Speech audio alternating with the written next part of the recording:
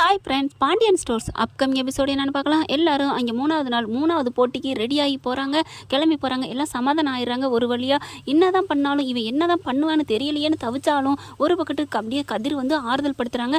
அவன் இனிமேல் ஒன்றும் பண்ண மாட்டான், தைரியமாக இருங்க அப்படிங்கிறாங்க. அடுத்து பார்த்தீங்கன்னா இங்கே என்ன பண்ணுறான், தப்பிச்சு போனவன் என்ன பண்ணுறது எது பண்ணுறது தெரியாமல் மண்டையை போட்டு குழப்பிட்டு இருக்க. சக்திவேல் வந்து 1000 வாட்டி ஃபோன் அடிச்சிருக்காங்களா. ஐயோ அப்பா இவ்வளோ வாட்டி அடிச்சிருக்காரு, இப்போ என்ன பண்ணுறது, அப்பாவுக்கு வேற என்ன சொல்லணும் பதில் சொல்கிறேன்னு தெரியலையேங்கள. அவங்க அப்பா மறுபடியும் அடிக்கிறாங்க. என்னடா ஆச்சு, எங்கடா போயிட்ட அப்படிங்கல.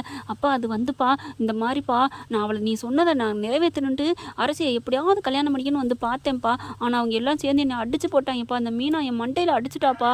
அப்படியே கொஞ்ச நேரம் கடந்தேன்ப்பா, நான் உயிரோடு இல்லைன்னு சொல்லி எல்லாம் அப்படி தவிச்சு போயிட்டாங்கப்பா அப்படி இப்படின்னு சொல்ல. ஆமாம் இது ஒரு பெரிய பேர் பாரு, இப்படி மெச்சுக்கிற ஆளை பாரு, 6 அடி உயரத்தில் இருந்துட்டு இப்படி 1/2 அங்குலம் ஆளாக்கு மாதிரி இருக்கா. அவகிட்ட இருந்து அடி வாங்கி கிடக்குறியடா, என்னடா பண்ணுறது உன்னைய. நீலாம் என்ன மனுஷ ஜென்மம்டா, நீலாம் என் பிள்ளையாடா, சீ உன்னை என் பிள்ளைன்னு சொல்கிறதுக்கே வெக்கமாக இருக்குது அப்படின்னு திட்டுறாங்க. அப்பா என்னப்பா ஏப்பா அப்படிலாம் திட்டுற, நீ சொன்னேன்னு தானேப்பா இப்படிலாம் எப்படியாவது கஷ்டப்பட்டு அவளை கல்யாணம் பண்ணணும் வந்திருக்கேன். ஆமாம்மா கிழிச்ச அப்படின்னு சொல்லிட்டு அதுக்கப்புறம் சரி இப்போ ஒன்றும் கெட்டு போகல, அவளுகளை நான் சும்மா விட மாட்டேன், எப்படியாவது ஒன்று அவளுக்கு கம்ப்ளைண்ட் பண்ணி உள்ளற தள்ளு வேண்டாம். நீ என்ன பண்ணுற, நீ அவள் கண்ணில் படாமல் ஒளிஞ்சுக்கடா.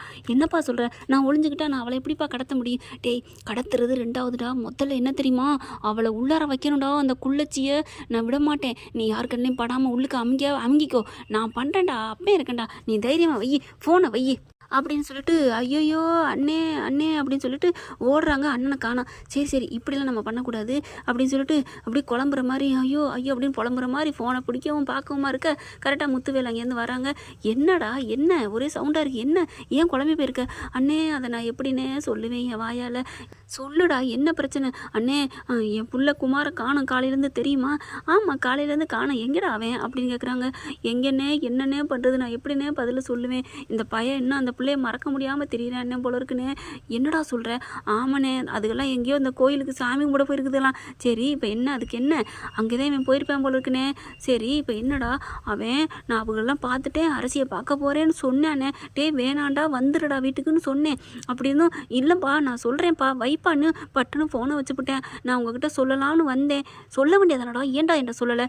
இல்லை நீங்கள் திட்டுவீங்க, அவன் வந்துடட்டும், வந்ததுக்கப்புறம் உங்கள் காலில் விழுந்து மன்னிப்பு கேட்க வைப்போம் அப்படின்னு நான் பாட்டுக்கு இருந்துட்டேன்னு. ஆனால் 1 மணி நேரம்னு சொன்னவன், நான் கொஞ்சம் நேரத்தில் பேசுகிறேன்னு சொன்னவன் காணன்னு ஃபோனே எடுக்க மாட்டேங்கிறானே.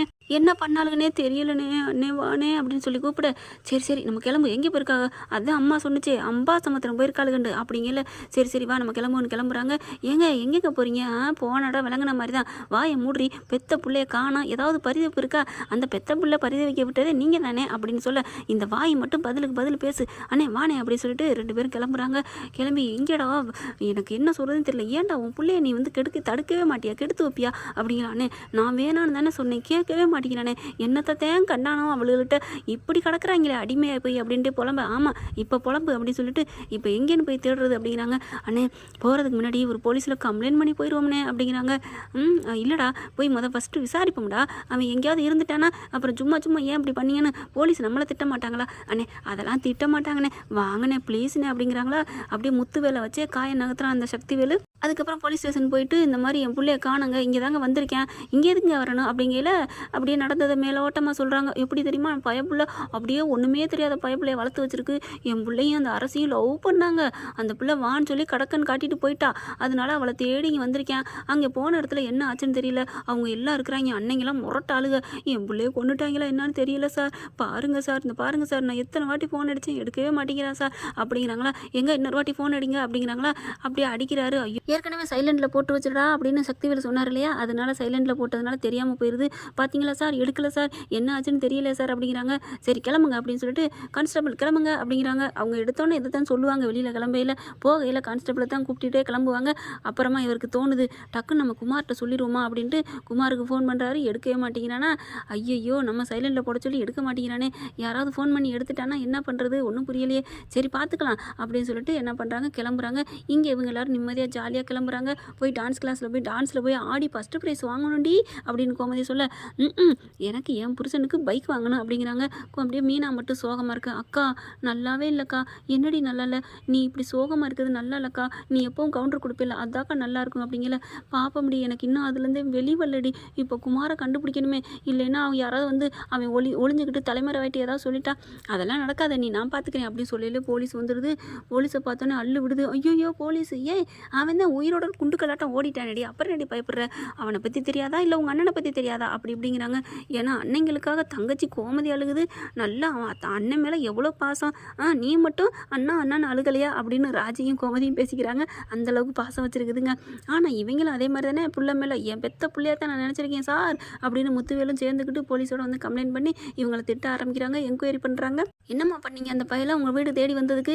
ஏங்க நாங்கள் சாமி கும்பிட வந்தோம், அவன் எதுங்க இங்கே வரணும் அப்படிங்கிறாங்க. ஏமா அப்போ இங்கே வரவே இல்லைங்கிறீங்களா? ஆமாங்க வரவே இல்லை. என்னங்க சார் இங்கே வரவே இல்லைங்கிறாங்க.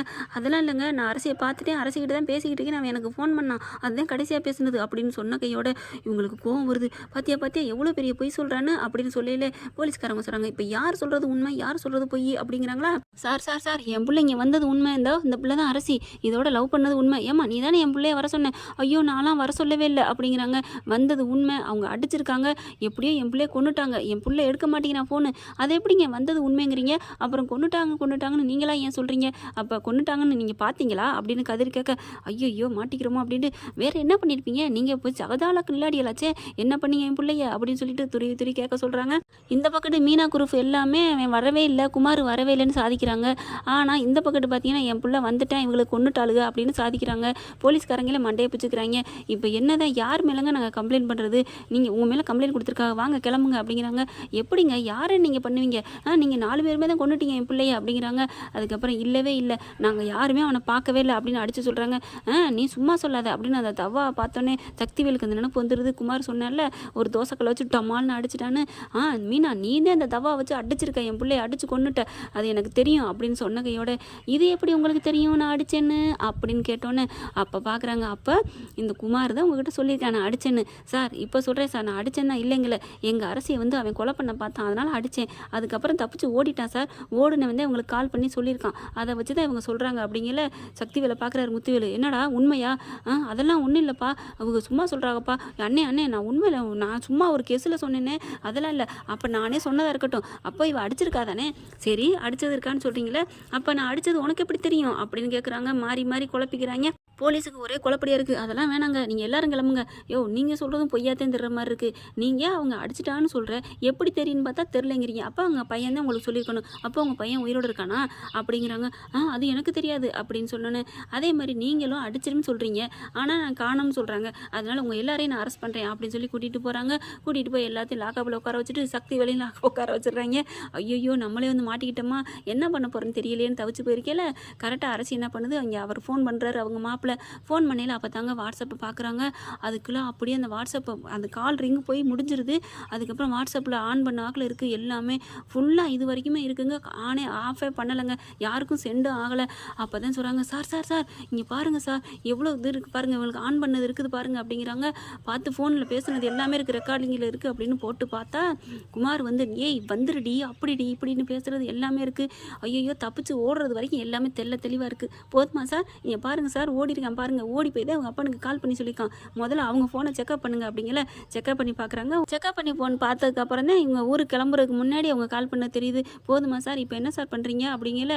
ஏன் இப்படிலாம் பொய்யா கம்ப்ளைண்ட் கொடுக்குறீங்க அப்படின்னா, இங்கே சக்திவேல் என்ன பண்ணுறாரு, தலையை தொங்க போட்டுட்ருக்காரு. குமார் முத்துவேல் என்ன பண்ணுறாரு, பொலார்னு ஓங்கி ஒரு அறை கொடுக்குறாரு. முதல்ல உன் மயனை எங்கே இருக்கான்னு கால் பண்ணி வர சொல்லு அப்படிங்கிறாங்களா.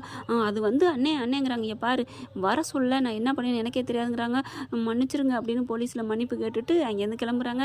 கதிர் உங்க இப்படி செந்தில் என்ன நினச்சிட்டு இருக்கீங்க அப்படின்னு சொல்லிட்டு வச்சேன்னு வைங்களேன், அடத்து அப்படின்னு சொல்லி எல்லாரும் காரி துப்பிட்டு போகிறாங்க. சக்தி வேலுவை அப்படியே துண்டை போட்டுட்டு வெளியில் வராரு. என்ன ஃப்ரெண்ட் இப்படி போனால் சூப்பராக இருக்கா. இந்த பதிவு உங்களுக்கு பிடிச்சிருந்துச்சுன்னா உங்கள் பொண்ணான கையால் ஒரு லைக்கை போட்டு சப்ஸ்கிரைப் பண்ணிடுங்க. Thank you friends.